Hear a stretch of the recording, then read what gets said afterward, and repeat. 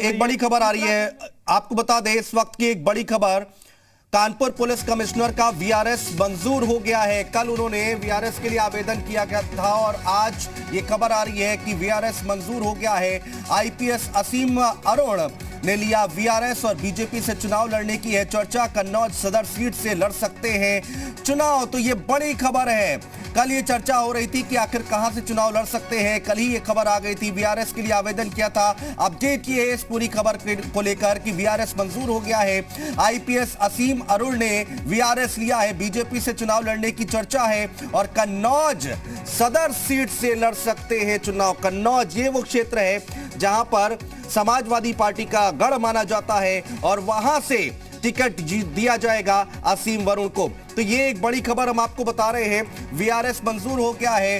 Kanpur police commissioner असीम अरुण जो कि VRS मंजूर हो गया है, कल मुख्यमंत्री से मुलाकात भी की थी उन्होंने और उसके बाद एक बयान जारी किया था। उन्होंने कहा था कि वो अपने आप को सौभाग्यशाली महसूस कर रहे हैं। तो ये एक बड़ी खबर निकल कर आ रही है, अहम खबर है। कल मुख्यमंत्री योगी आदित्यनाथ से मुलाकात की थी वीआरएस का आवेदन देने के बाद और आज अपडेट ये है कि कानपुर पुलिस कमिश्नर का वीआरएस मंजूर हो गया है।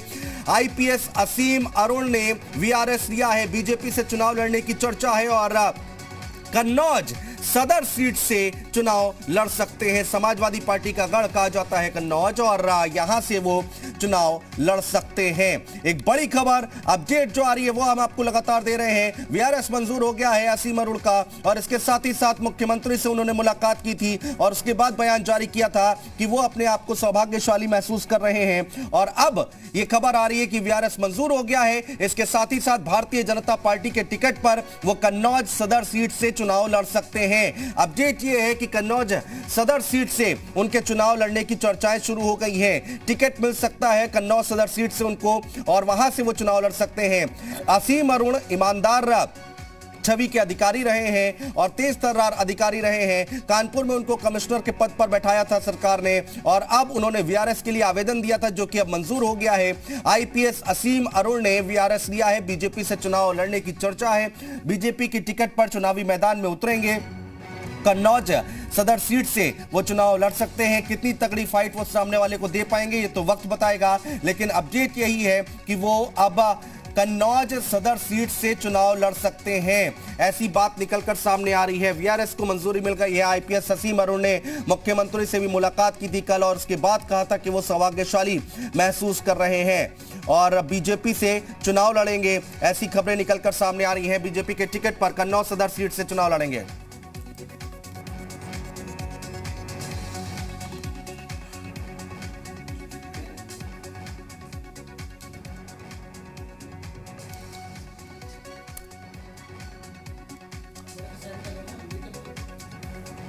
और संकल्प हमारे सहयोगी हमारे साथ मौजूद हैं।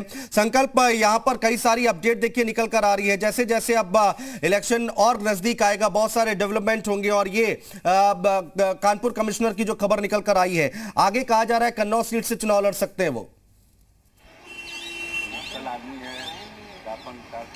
जी बिल्कुल, जिस तरीके से कानपुर में जब कमिश्नरेट बनी थी तो पहले कमिश्नर के तौर पे उनको चुना गया था और उनका जो कार्यकाल है आईजी एटीएस जब वो रहे थे और तमाम जो जिम्मेदारियां उन्होंने निभाई थी डायल 100 में, सराहनीय काम किए थे सरकार के। और कहीं ना कहीं सबसे बड़ी बात यह है कि अब वो चुनावी मैदान में उतरेंगे और कहीं ना कहीं ये फायदा मिलेगा जरूर कि तमाम चीजों को वो अच्छे से समझते हैं। हमारे साथ में धर्मेंद्र राय जी हैं।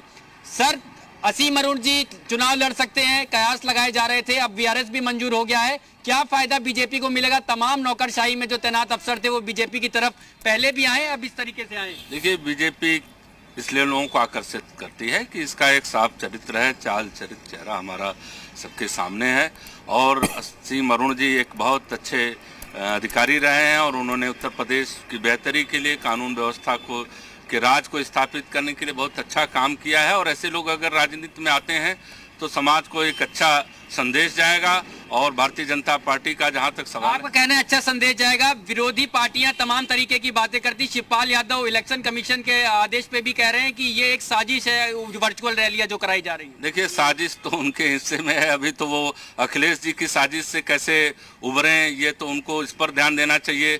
बाकी उनको बेचारे को साजिश नजर आती है तो मैं नहीं समझ सकता किसी संवैधानिक संस्थाओं पे टिप्पणी करना। अखिलेश यादव कह रहे हैं आपकी पार्टी को बेहद फायदा होगा, आप टेक्निकली साउंड ज्यादा बेहतर करते हैं, वो अपने वोटर्स तक नहीं कैसे पहुंचे, कह रहे हैं संसाधन हमको दे।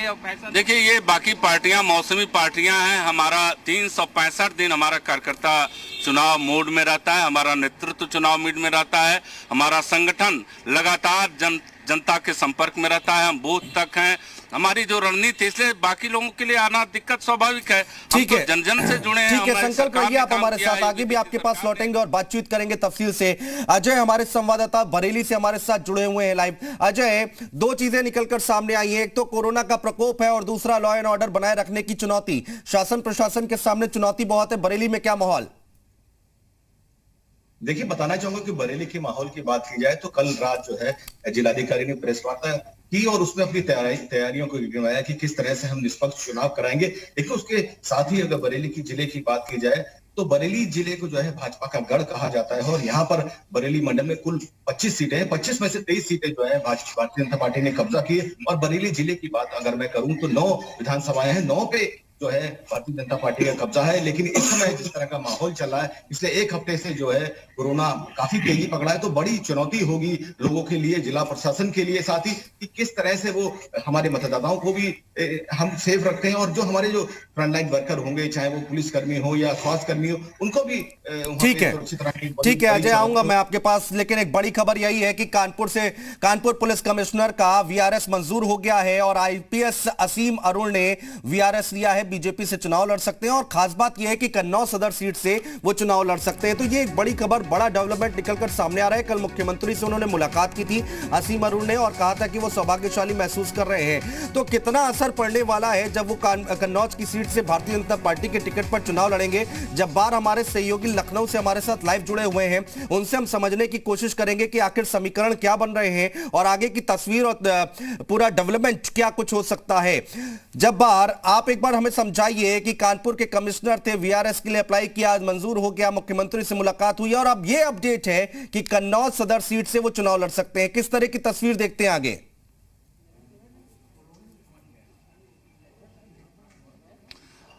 देखिए, माना यह जा रहा है कि असीम अरुण के भारतीय जनता पार्टी में आने और अगर वो कन्नौज की सीट से चुनाव लड़ते हैं तो उस पूरे इलाके में असीम अरुण का अपना एक असर और रसूख है। उनके पिता भी 2 बार उत्तर प्रदेश के डीजीपी रहे, लेकिन जो कन्नौज का पूरा इलाका है, एक बार फिर से समाजवादी पार्टी 2012 वाली स्थिति लाने की कोशिश में लगी हुई है। मगर 2014 का चुनाव हो, 17 का चुनाव हो या फिर 19 का चुनाव हो, वहां पर समाजवादी पार्टी का जो जनाधार था पूरे तौर पर खिसक गया। बहुत कम जगहों पर समाजवादी पार्टी का जनाधार वहां पर बचा हुआ। लेकिन 2022 के विधानसभा चुनाव में अब अगर असीम अरुण को वहां से जाहिर तौर पर अगर टिकट देते हैं, आज बीजेपी में उनकी ज्वाइनिंग की खबर है और ऐसी स्थिति में माना जा रहा है कि यहां पर जो प्रेस कॉन्फ्रेंस होने जा रही भारतीय जनता पार्टी के उत्तर प्रदेश के ऑफिस में, यहां पर असीम अरुण आ सकते हैं। कल मुख्यमंत्री से उनकी मुलाकात हुई, लेकिन जो पूरा इलाका है, ये कन्नौज का, कानपुर के ये पुलिस कमिश्नर रहे, इनके अपने सराहनीय कामों की वजह से वहां पर इनका अपना असर रसूख तो है ही है, लेकिन इनके पिता का भी अपना एक असर रसूख रहा है। जब्बार, असीम अरुण के अगर कन्नौज सदर सीट से वो चुनाव लड़ते हैं तो क्या यहां पर अब समाजवादी पार्टी को अपनी रणनीति चेंज करने की जरूरत होगी? क्योंकि पिछला चुनाव हमने देखा है बहुत ज्यादा स्थिति अच्छी नहीं रही है समाजवादी पार्टी की और असीम अरुण के जाने से फर्क कितना पड़ेगा? रणनीतियां चेंज होंगी?